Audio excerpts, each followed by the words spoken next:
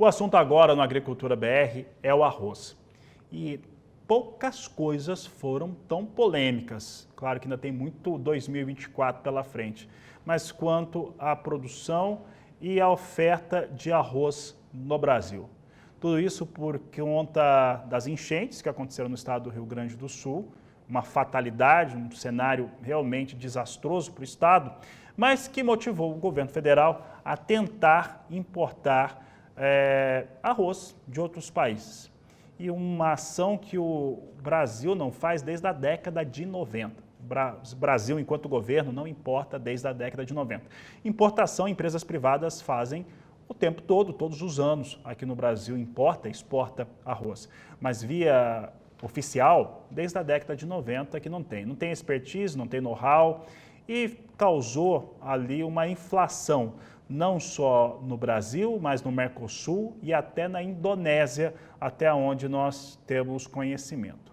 Para falar a respeito de como que as coisas se arrumaram após este cenário e como que está essa oferta de arroz também, nós vamos conversar agora ao vivo pela internet com o Anderson Belloli, ele que é diretor jurídico e executivo da Federarroz e participa conosco desta edição de Agricultura BR aqui no Canal do Boi. Anderson, obrigado pela sua participação aqui no Agricultura BR. E nós tivemos um cenário bastante complexo que fez com que foi necessário ter uma união, uma certa pressão dos setores. Tivemos ali uma amostra de um sinal, de indícios de coisas que aconteceriam errado logo no primeiro leilão que tentou ser feito, depois ele foi anulado. Como é que a Federarroz analisa, né, depois de passado esse primeiro momento, como é que a Federarroz analisa o cenário agora do cereal, oferta e também o mercado brasileiro? Boa tarde, seja bem-vindo. Muito boa tarde, Fabiano, ouvintes da Agricultura BR. Prazer estar falando com vocês. Até peço desculpas porque me pegaram entre uma propriedade e outra aqui, num dia de lida aqui fora. E o que pode ser dito, Fabiano, após toda essa tormenta que atravessou a vida do setor aqui nesses meses de maio e junho, que foram literalmente duas completamente diversas e tão intensas quanto, né? Uma foram essas enchentes, que assolaram boa parte do estado do Rio Grande do Sul, e em especial uma região arrozeira que foi bastante afetada. Lembrando, nós temos 6 regiões aqui no estado do Rio Grande do Sul que plantam arroz, e uma delas foi seriamente afetada pelas enchentes, e as outras 5 tiveram problemas, evidentemente, com um El Niño muito intenso nessa safra 23-24. Conseguimos, né, conscientizar, me parece, o governo federal, acho que essa é a análise que pode ser feita nesse momento, de que nós sim temos condições de, com o estoque que o Brasil terá ao longo deste ano, desta safra, com a produção, com o balanço de importação e exportação, com o estoque público que nós tínhamos aí, nós temos condições de garantir a segurança alimentar do povo brasileiro, e isso é muito importante, e sobretudo em preços bastante acessíveis. Então é claro que estamos monitorando semanalmente, quinzenalmente com o governo federal esse abastecimento do cereal em todas as praças do país, em preços condizentes com uma situação social que a gente sabe que no Brasil é muito delicada, mas me parece que conseguimos, né, e essa é uma avaliação importante, sair fortalecido, conseguimos sair fortalecidos dessa situação que era muito delicada, que podia colocar em xeque toda a produção de arroz no Brasil, graças a uma capacidade de diálogo com o governo federal que tem revertido em efeitos positivos. Anderson, e hoje já é possível ter um apontamento com maior precisão da disponibilidade de arroz do estado do Rio Grande do Sul, que pelos números oficiais, e a Conab mais uma vez no seu levantamento de safra de julho, confirma que a safra, o que foi colhido na safra atual, é maior do que aquilo que foi colhido na safra 22-23. Então a 23-24 é maior, não só no Rio Grande do Sul, mas a produção brasileira como um todo.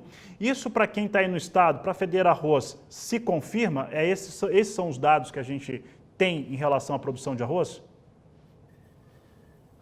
Nós tivemos, né, a condição de, graças aos números do IRGA no primeiro momento, que sempre foram muito assertivos no que diz respeito à produção, produtividade, disponibilidade de arroz, próprio beneficiamento do arroz mensal, que sempre foi muito assertivo ao longo das safras. Então nós utilizamos, né, no primeiro momento, e é o que tínhamos naquela, quando começaram ali, vendo aquelas enchentes no início do mês de maio, nós tínhamos ali já um levantamento do IRGA apontando que 85% da safra naquele momento estava não só colhida, mas também segura das enchentes. Então isso nos deu a tranquilidade para, com base nesse contexto já de longa data, de muita assertividade, repito, do IRGA, sustentarmos ali com muita serenidade naquele momento a possibilidade de sim garantirmos, repito, a segurança alimentar do Brasil. E o que veio posteriormente reforçado pelos próprios números da Conab. Então isso nos dá tranquilidade para, com base em números, em ciência desses órgãos públicos,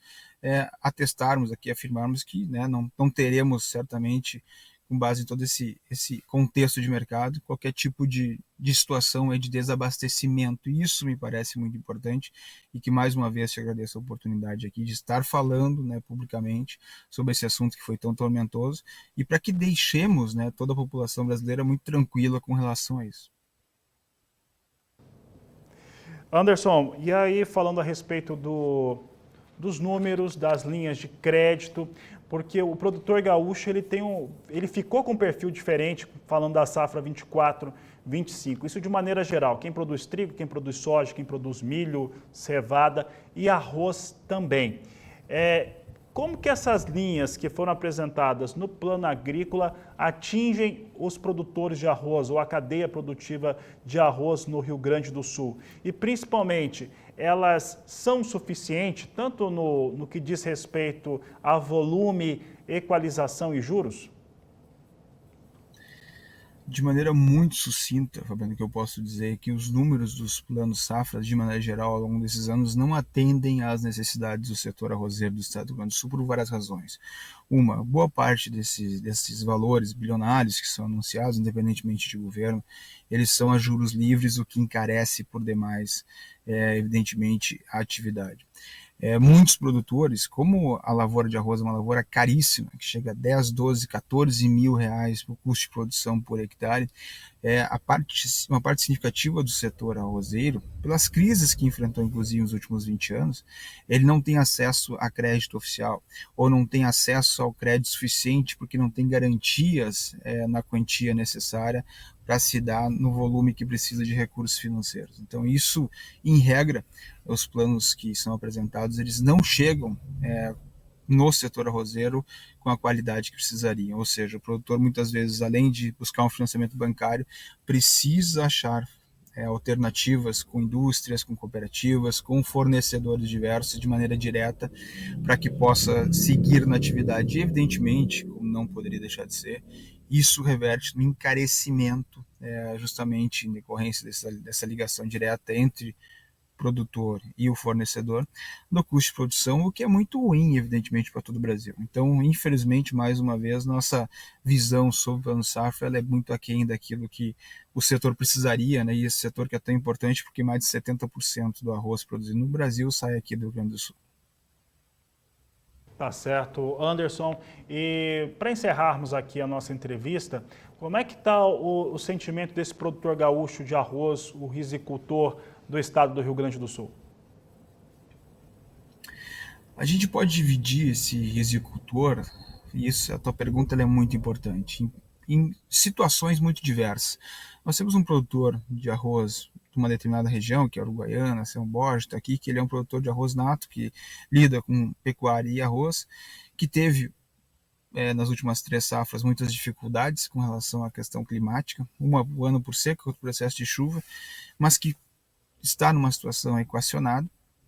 Nós temos um outro, falando sobre o aspecto econômico, nós temos um outro produtor, né, que é um produtor que pega mais a região sul do estado do Rio Grande do Sul, que ele concilia na sua produção não só o arroz, a pecuária, mas também muita soja. E esse produtor perdeu muita produção nessa última safra. Então esse produtor deu uma desequilibrada certamente em vários aspectos, sobre o aspecto financeiro e econômico. Então esse produtor vai encontrar dificuldade, inclusive, de conseguir produzir com a mesma qualidade na próxima safra. Então esse produtor merece uma atenção especial por parte do governo federal. Tem ainda um produtor, Fabiano, isso é muito importante, que é esse produtor da região central do estado, aquela que foi atingida pelas enchentes, que é um produtor que perdeu maquinário, perdeu muitas vezes produção. Ele perdeu inclusive até o próprio solo que plantava, porque esse solo foi arrastado. Então, muito embora o que reverteu de perdas nesta região para efeito de uma segurança alimentar no país tenha sido pequena e não tenha colocado em xeque justamente essa possibilidade de garantirmos, repito, a segurança alimentar do povo brasileiro, ele perdeu absolutamente tudo. Então, esse produtor também precisa de um tratamento diferenciado, até porque, por parte do governo federal, até porque eles são produtores aí de 3, 4, 5, 20 hectares, muitas vezes, são pequenos produtores e que merecem, reclamam, necessitam também de uma atenção especial. Então são 3 ou 4, né, linhas diferentes de produtor, digamos assim, que precisam ser contemplados nesse segundo momento, após o lançamento do plano de safra. Nós precisamos agora, evidentemente, um outro plano, um plano de recuperação desses produtores do estado do Rio Grande do Sul, que de alguma forma, direto ou indiretamente, foram muito afetados por essa questão climática toda ao longo dessa safra 23-24.